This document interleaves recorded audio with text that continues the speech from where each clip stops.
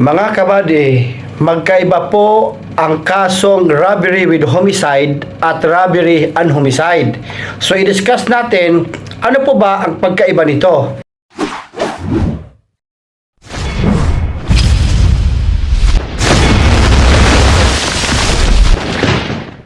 Mga kabady, magkaiba po ang robbery with homicide at robbery and homicide. I-discuss natin para malaman nyo kung paano naging magkaiba ito. Pag sinasabi nating robbery with homicide, ang isipin nyo agad dito, ano ang intention ng offender or ng kriminal. Ang robbery with homicide is a special complex crime punished under Article 294 of our revised penal code.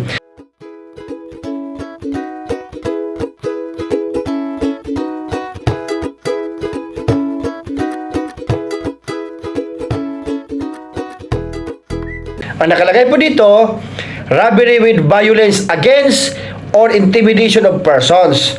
So doon sa paragraph 1, ang nakalagay po doon, when by reason or by occasion of the robbery, the crime of homicide shall have been committed.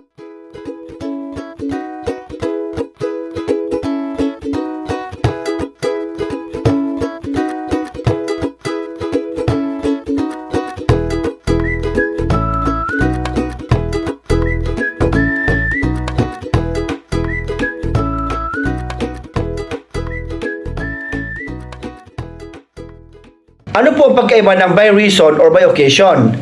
Ang ibig po sabihin, by reason or by occasion, nakagawa ng pagpatay yung nagnakaw. Halimbawa, siya ay nagnakaw, inakyat niya yung bahay, pinasok niya yung bahay, nagnakaw siya ng laptop, cellphone, pera. Ngayon, nakita siya ng biktima. So, by occasion, nakita siya ng biktima, sinaksak niya, or binaril niya, or pinatay niya. Yun by occasion. Or by reason, ang ginawa niya, habang nagnanakaw siya, pinatay na rin niya. So, that is a robbery with homicide. So, ang ikakaso natin, isa lang. Robbery with homicide under Article 294. Ngayon, ano naman yung robbery and homicide? Pag sinasabing robbery and homicide, dalawa po ang magiging kaso ng kriminal. Kasi ito po ay separate crimes committed by the offender or by the criminal. Ang maging penalty niya agad dito, kakasuhan siya ng Article 293, yung robbery, at Article 249, homicide. Ano pagkaiba nito doon sa robbery with homicide?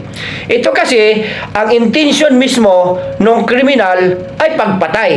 Ngayon, after niyang pinatay, tsaka niya kinuha yung gamit. The intention is to kill and things were taken after thought. Ibig sabihin, pinatay niya muna yung biktima bago niya ninakawan. Tignan nyo ha, doon sa robbery with homicide, ang intention niya ay nakawan.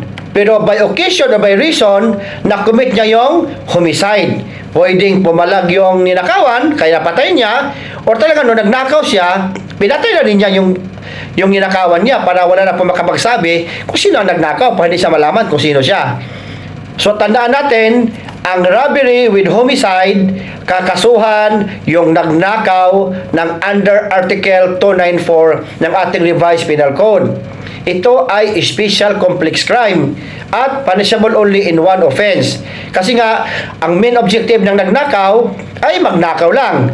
Pero by reason or by occasion, dahil napatay niya or pinatay niya yung ninakawan niya, kaya ang homicide ay nakomit ng kriminal. So ang maging penalty po dito ay iisa lang.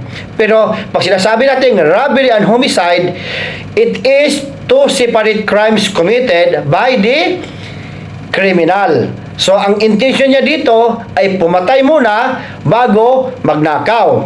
Kaya intention is to kill and things were taken after thought. Ang maging kaso niya dito, yung Article 293, yung robbery, at yung Article 249 na homicide. Basahin nyo na lang yun mga kabady. Andyan naman yan sa ating revised penal code. So sana po naintindihan ninyo para malaman ninyo na magkaiba pala ang robbery with homicide. Isa lang po ang krimen na nakomit nung offender, at sa robbery and homicide, dalawa po ang crimes na nakomit nung criminal or offender. Sana may naintindihan kayo at natutunan sa ating lesson for today. So maraming salamat at magandang umaga.